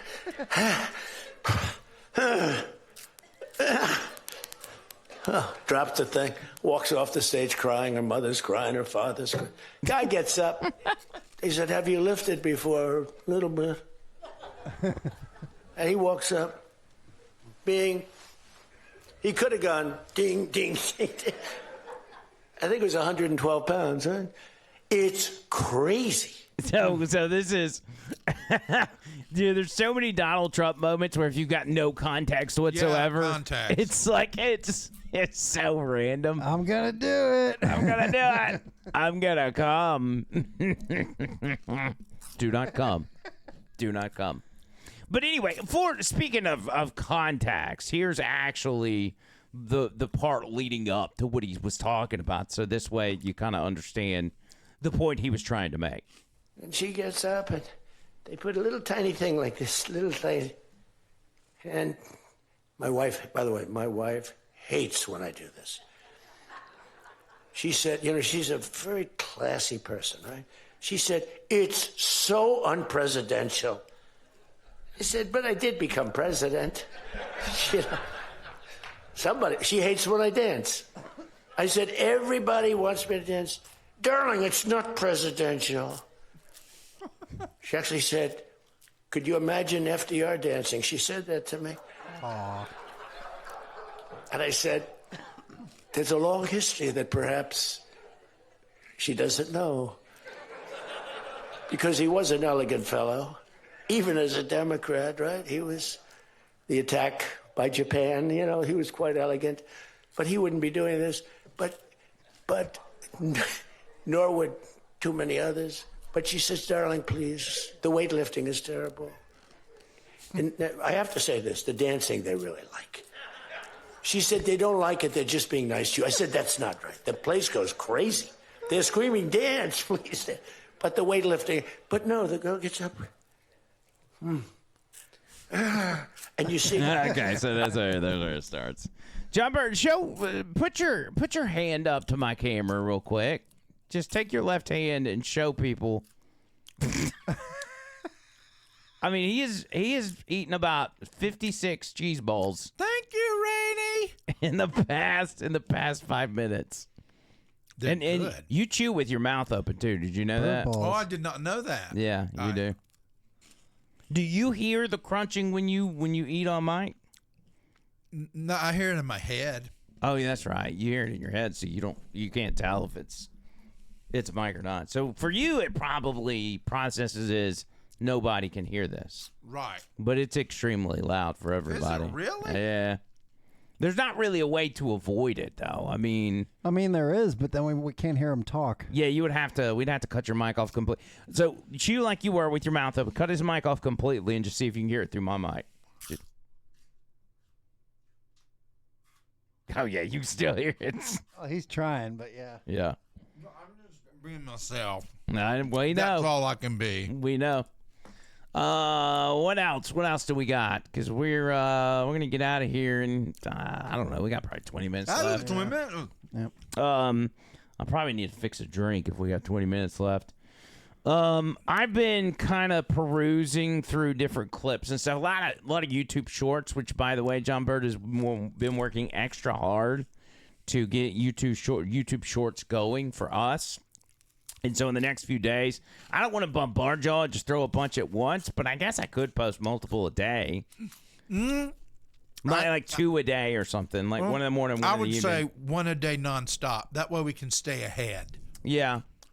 Well, yeah, we can work it out. So, but anyway, I'm coming across clips of other podcasts, and anytime I do that, I think to myself, especially if they've got a lot of likes or comments or whatever, what are they doing that we're not doing? I thought the same thing. And the more I go through and see these other shows, and I'm like, we're better than that.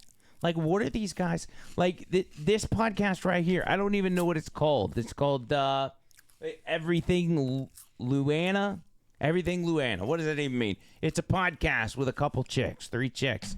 Listen to what they're talking about on this podcast. If I've not had a wash for a day or two, I sometimes slide my finger up and down my arse crack. Oh, we've all done this. What that I smell delightful. I do that. I always wonder if other adult people's bums smell the same or if they smell shitty. I'm going to do it not now. any kind of bum. It has to be a very peachy and chunky and something I can potentially Clean pet. arse. What, does yours smell clean? I don't know if I want to do it. Shall I do it? She's Are we all lying. in bum sniff on the bum? Yeah, we haven't. We've all done a scratch and sniff. Have you ridden this morning, though, Lee? Yeah, 3 horses. Oh, your God, arse I'm crack's hot. going to stink. Oh! Hold on. Oh, it's a bit Yeah, it's a bit busy day. It's at this point, I've never thought I'd say I'd be glad she's in Dubai right now, but I am right now, so I haven't got that in my face. What is it about like your own smells that you like? Like I could smell that, and I would say it doesn't smell shitty. It just smells like a sweaty bum. Well, it's like we all like our own fart If anyone smells. else smelt it, they'd be like, "Oh, that's gross." Right. Whereas I now, for the rest of this pod, will be just casually sort of. Oh my gosh! Yeah. So what do they have that we don't have? I guess we need to start sniffing our ass. I mean, it would be. We did talk about farting in jars. Yeah, we discussed it.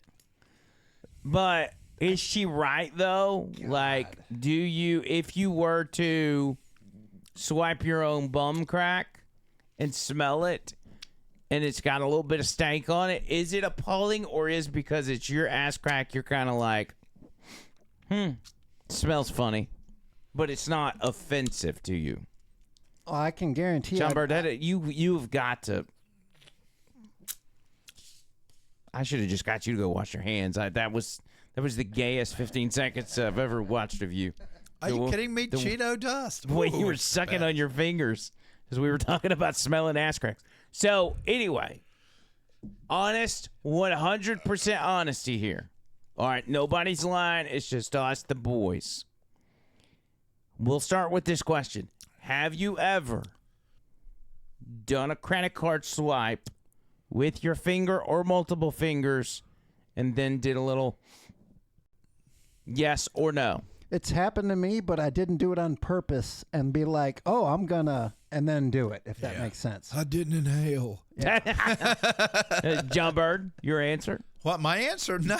You've God. never swiped your butt crack and smelled it? No. With a card?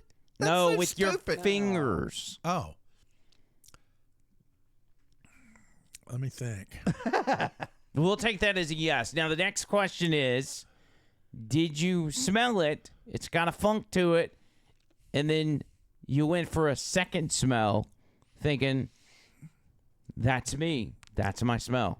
I don't know. It doesn't matter what you were thinking. Okay. Did you go for a second All right, time? here's the deal. If I just kind of got a feeling, I'm like, and then I'll just kind of, just it and then just check it a little bit. I'm like, oh, that's bad. If I'm at home, I immediately go to the bathroom. I get a washcloth. I wash it. I put soap on it, and I wipe my ass really good. And then I take the washcloth and I rinse it really good. And then I used to take the hairdryer and put it on my bum to dry it because I don't like being wet. I like being dry when I get out of the shower. But I was using my hairdryer the other day and it went zzz, and like sparks went everywhere. What happened to your bum? And it died. Well, no, I wasn't doing it to my bum. I was doing it to my hair. Okay. So, yes, you smelled it twice? No. And you have a bidet with a dryer on it. But Yeah. you were in the shower. What were you doing with a hairdryer in the shower? Yeah, that's why it blew No, up. no, I didn't have a hairdryer in the shower. I said I was drying my hair and it blew up. But what I'll do is, Why are you avoiding this question, though? I'm not. I'll sniff and I'll go, oh man, that's bad. and I will wash my hands, and then I will disinfect myself and go about my day. Do you do it again and smell to make sure you did it good? No. Do you after you wash check? No. Well, I mean, all I have to do is look at the washcloth and go, "Yep, I got it." Has there ever been a time, whether it's your butt crack or your ball sack or whatever, where you do a little scratch and you go, and then a couple minutes later you're like, almost like a reflex, and you're like, you do it again? No. That expression was gold, though, Andrew. John Bird. Yeah. No, I mean, I don't. Have you scratched your balls and smelt it before? No, I don't scratch my balls a lot because I have. I'm not talking about this week. No, or this month. I have eczema, so I put lotion on my balls. But so they always smell good. So you lather it up down there real good. Well, I mean, I have medicine that I use, but medicine smells good, and I just go, and I keep them shaved. It's very important, and you do that, and. So as a single guy, you keep it shaved? Well, yeah. But you don't have anybody to impress. I'm not trying to impress anybody. It's a matter of hygiene. Trying to keep the lice away? I don't have lice. I am a very clean person. Okay. I clean myself. Do you? I do. Do you, Tony Gump? I do. Sometimes I miss a day getting a shower, but that's usually because of my advanced eczema. Dude, if I miss a shower, I am not right the whole day. Same here. I got to shower once a day. I can't tell you last time I went a whole 24 hours without a shower. Yeah, I can't handle it. Yeah, well, I mean, I'll have to do it occasionally because I got this from my dad. My skin, I mean, it's like itching. It's maddening, and you like tear skin off. You're scratching so hard. Yeah. So, when you take a shower every day, it dries out your skin. Fascinating. Mm-hmm. Anyway, I know lots of stuff. And I found us a clip here of I think it's a soccer coach doing exactly what we were talking about. Okay. You want to see it? Let's see. This is human nature, by the way. This happens to people. All right, Bert, here you go. Do you do this? Look.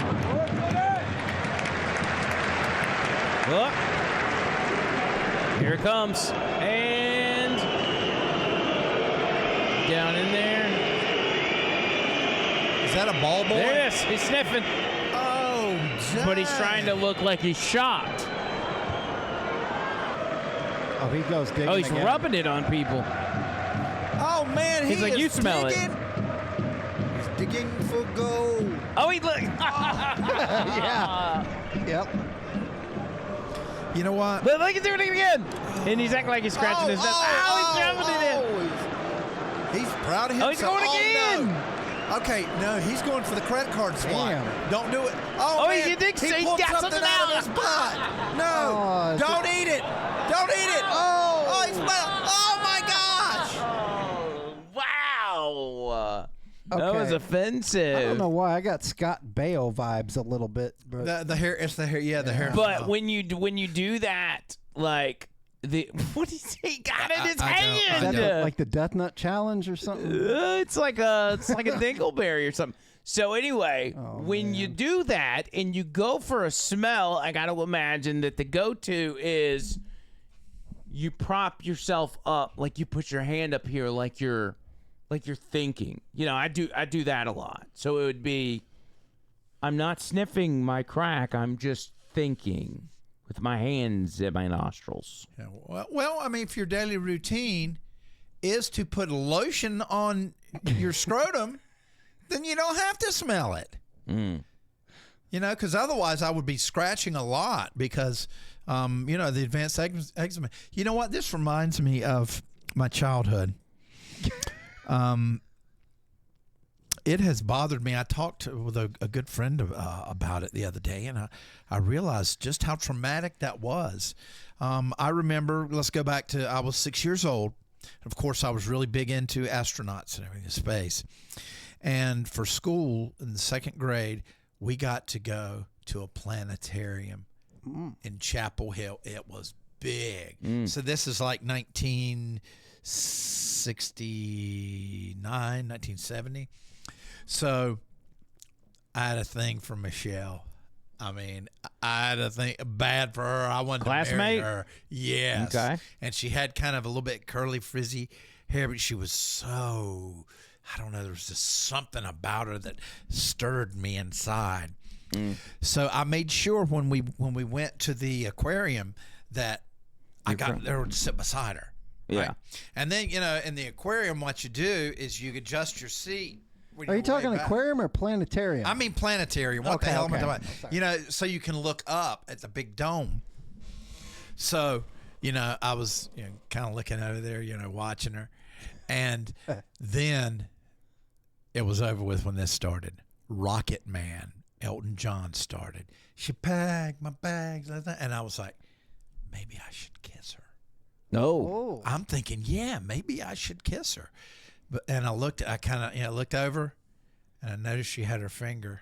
Oh no! In her nose, and I was like, please no. At that age? Yeah, I was like, please no, just flick it. I'm still okay with it. I can flick it. And then I should look at it. We're talking about boogers. Yeah, boogers. Okay. Yeah, and she just went. And you at that age were grossed out by that? For a girl, guys could do that. Yeah. But, this is the love of my life. I was crushed. It was the worst second grade because I had to sit there and watch her, and all I could think of is her eating boogers. What do you think she's doing today? I hope she's not eating boogers. I hope she has a wonderful life. She probably has grandchildren now. I don't know how long that continued. Some people eat boogers for life. Have you ever eaten a booger? Yes. When I was a little kid, yeah. Tony? Yeah, but not with my hands. Just like a non-blow your nose, but you're like sniffing, and then it went down that way. Oh no, that doesn't count. Yeah. You gotta out the nose, in the mouth. I didn't inhale. I'm just telling you. Yeah. If I did, it would have been so young I don't remember. I will say I never have because I just find and always have found that absolutely disgusting and degrading to the human body. Okay, so speaking of disgusting, I'm in high school one time taking a test. Everybody's real quiet. And I see this girl, Jody Barfield. She's sitting 2 rows over right next to me. And everybody's real quiet looking at their papers. And I just happened to be like looking up. And I saw her sneeze real hard into her hands. And I watched her. And I'm like, what the hell? She had all this shit in her hands from the sneeze.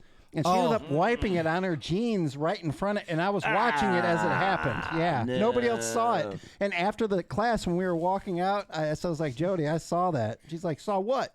And I go, your pants and the sneeze. Oh, why would you do that? Why would you do that? You really, Tony. I'm glad that you softened. She like did it, and then she like pretended like it didn't happen, and she waited like a couple minutes before she wiped it on her pants. Tony, why are you narking on the snotty girl? I didn't tell anybody else. I just told her I saw it. Okay, I think that's fair. All right, I have better than telling I have another story involving my cousin Gene. God rest his soul. Okay. On the bus, he would always sit in the back. They had the one long seat in the back. He would always sit in the back. And there was a girl on the bus. Now, this is like 4th or 5th grade. Her name was Harriet. And, of course, I had a thing for her. And we were not sitting together. We were sitting across from each other. And my cousin Gene, he sneezed. And he was smoking it in the 5th grade. Yeah, so he had like all the phlegm and stuff. And he sneezed, and I watched it. It came out of his mouth. I watched it as it's going by. It hits Harriet right in the back of her hair. She doesn't know what's going on. She reaches back there and pulls out this glom. I don't remember anything else. I don't remember the drive to school. But you know what? I hate to say it, I was done with Harriet. Oh, yeah. It was, and my cousin, how could he do that? He probably had a thing for her. He probably did it deliberately. But the sneeze, like that, you know.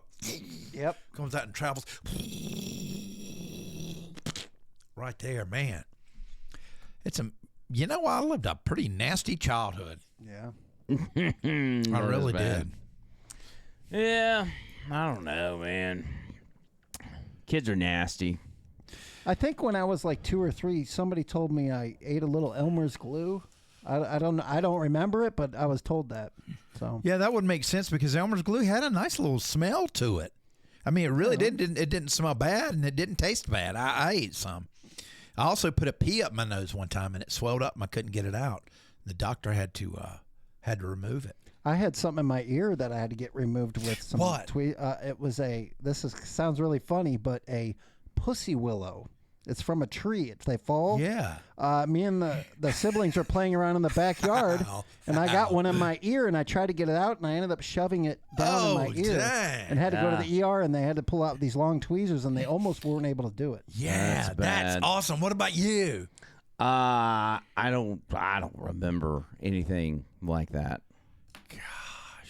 Come on, man. You've ran into a house with your car before. Yeah, I mean, I've done some wild stuff as an adult, but I don't know. I mean, I swallowed a bee stinger one time. Oh. That a bee stinger got, or a bee, like a yellow jacket or something, got in my can of Mountain Dew, and I.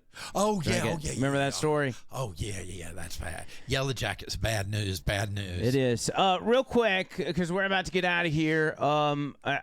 Facebook, I think, booted us like 10, 15 minutes ago. I don't know why, which is not that big a deal. I have no idea. I'll have to go back and look. Somebody did comment on there, though, and said, although our political beliefs align near perfectly, I find you to be a kid that regurgitates opinions you read every morning, but have a group of minions that prop you up like a little Joe Rogan because you've been friends a while. They've got us figured out. Little does this guy know I can barely read. Can you send me that account? Yeah, it's just on our video on the Facebook page. Although our political beliefs align, so this guy says he agrees with me. I find you to be a kid that regurgitates opinions you read every morning, but you have a group of minions that prop you up like a little Joe Rogan because you've been friends a while. I know personally probably 2% of the audience, but probably not even that. I know everybody enough here to that statement. That's not accurate. No, it's not. I don't read off other people's opinions. Now, this is very important, Andrew. How you handle this is very important. So, are you going to, on the drive home, obsess over that, or are you going to take it and drop it? No, listen. I get crybaby comments like this every single day. Every day.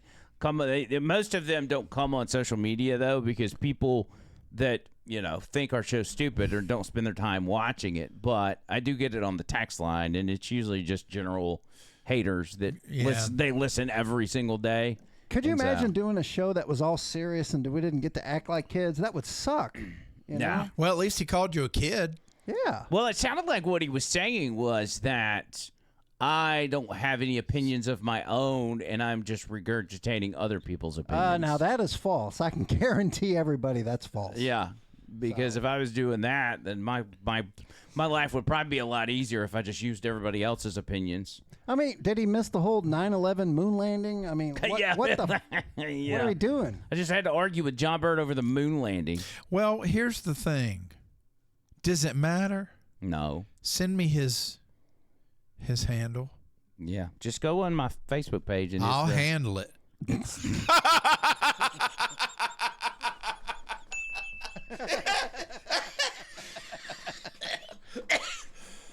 All right.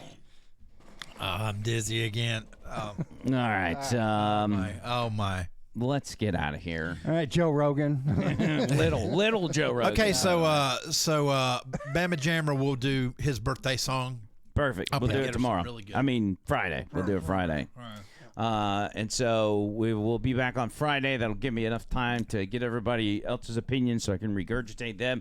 Tony Gupp, your final words, my friend. I'm going to keep it short and sweet. Andrew McLean has his own opinions. Believe me, because we argue about stuff, so he doesn't regurgitate what... Anyway, I'm not even going to play into that. F that person. So have a good New Year's. Enjoy yourself. Be positive and get plenty of water, meat, sunlight, sleep.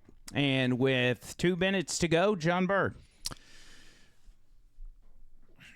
There are certain moments of my childhood that I like to hold on to. And I think you should do the same. And even when you're an adult and people try and destroy your childhood, don't let them. You hold fast to it. Because Apollo 11 is real. Yet these guys tried to destroy my childhood. I'm not going to let it happen. Because sometimes that's all we've got, is to hold on to our childhood. Now, some people have had good childhoods. Some people have not. But you need to find times in your life that mean something to you. You need to hold them tightly. But you don't live through them. Don't let them define who you are. Never look back. Always look forward. And I look forward to seeing you guys on Friday. You see what I did? I've still got it. I still got that radio segue. Oh! Bye.